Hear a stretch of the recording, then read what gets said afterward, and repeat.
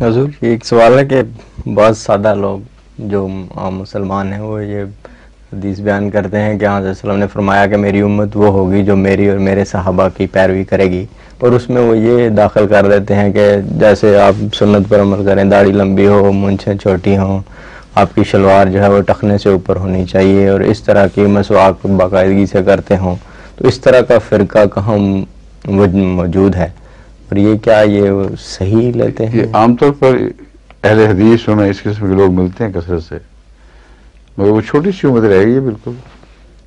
ہاں جی. اور اگر یہ سنت ہے تو عبادت کیا ہوئی، تقوی کیا ہوا، توحید کیا ہوئی، اور بنی نوع انسان کے لیے قربانی، ان کے لیے رحمت ہونا، اور وہ اعلیٰ نمونے جن کو مکارم الاخلاق پر قدم کہا جاتا ہے، وہ سارے کہاں گئے؟ تو یہ تو بت ہے، اس سے زیادہ اس کی کوئی حیثیت نہیں. جب تک اس میں روح نہ ہو بت زندہ کیسے ہوگا؟ حضرت صلی اللہ علیہ وسلم کے بدن کے متعلق جو روایتیں ہیں، اول تو ان سے بھی یہ ثابت نہیں کہ ایک ہی طرح کا کپڑا آپ نے ہمیشہ پہنا ہو،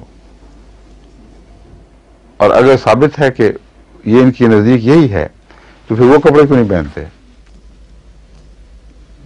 اگر لفظوں کا غلام بننا ہے تو جو رسول اللہ صلی اللہ علیہ وسلم کا لباس تھا بہنے ہی وہی پہنے، پھر وہ تو پہنتے نہیں. اپنی شلوار رسول اللہ صلی اللہ علیہ وسلم ایسی شلواریں کہاں پہنتے تھے 10-10 گز کی، اور باقی جو حلیہ ہے وہ بالکل وہ نہیں بنتا. پھر وہ داڑیاں رکھ کے اس پہ نور کہاں سے لائیں گے؟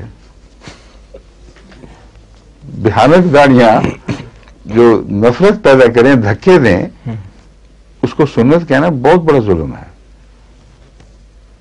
یہ تو وہی بات ہے، نور جو ہے خدا کی طرف سے آتا ہے، یہ وضو اور تیمم سے نہیں ملا کرتا.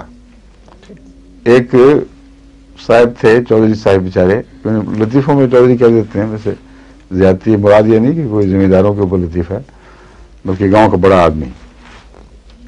اس نے ایک دفعہ ایک سے مراسی سے سوال کیا کہ کہتے ہیں نور بڑا اترتا ہے آسمان سے اور وضو وغیرہ کریں، میں نے سنا ہے کہ نور پیدا ہو جاتا ہے، تو یہ ٹھیک بات ہے؟ کیا کرنا چاہیے؟ اس نے کہا کہ چودھری صاحب بالکل ٹھیک باتیں ہیں، آپ صبح نماز کے لیے اٹھیں اور چاہے ٹھنڈا پانی ہو جو بھی ہو وضو کریں، پھر دیکھیں آپ پر آہستہ آہستہ نور نازل ہو جائے گا. تو چودھری نے ارادہ کر لیا کہ میں نے نور لانا ہی لانا ہے وہ اپنے اوپر. وہ اٹھا، سخت سردی تھی، برا حال، اور ہمت نہ پڑے، بار بار کوشش کریں، میں کرنے بات نہیں. تو اس نے کہا چلو تیمم میں کر لیتے ہیں، کچھ تو نور آئے گا. اور الٹا توا پڑا ہوا تھا، اس پہ اس نے ہاتھ مارے، باہر نکلا تو آگے براسی صاحب ان کے استقبال کے لیے کھڑے تھے. تو اس نے کہا کیوں، کیسا ہے نور؟ اس نے کہا نور آیا پر کالی گھٹا کی طرح ہے. بڑا نور آیا، کالی گھٹا بن کے آیا. تو یہ جو لوگ ہیں جو ظاہری رائے پرستی کرنے والے، ان کا نور بھی کالی گھٹا ہے. ان کو پتہ ہی نہیں کہ اصل تو روح کا حسن ہے، اگر وہ نہ ہو تو بدن کی جو نقالی ہے وہ کچھ بھی نہیں.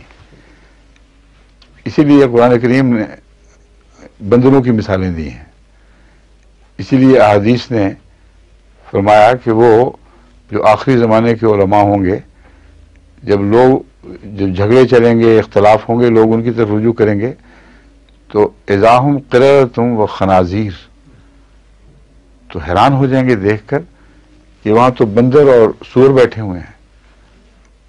اب یہ لفظ جو ہے یہ میرے تو نہیں ہے، یہ حدیثوں میں درج ہیں، یہ پڑھتے ہیں اور بیان نہیں کرتے. آج مولوی یہ باتیں میں نے بیان کرنی شروع کر دیا تو مولوی کو تو وہیں قصہ ہی ڈھیر ہو جائے. پھر فرمایا علماءہم شر من تحت عظیم السماء، آسمان کے نیچے بدترین مخلوق ہوں گے. تو اس محض نقالی سے اصلیت نہیں پیدا ہو سکتی. اور بندر کا ذکر ان معنوں میں ہے کہ بندر بعض دفعہ انسان بنتا ہے، یعنی اس کو بنایا جاتا ہے، اس کی طبیعت میں بھی نقالی ہے، اس کا اروڑا مارے تو آگے سے وہ پھل بھی توڑ کے پھینکنا پڑے تو کچھ مارے گا ضرور. تو یہ بندر کی صفت ہے کہ وہ نقالی کرتا ہے انسان کی، وہ انسان نہیں بن سکتا.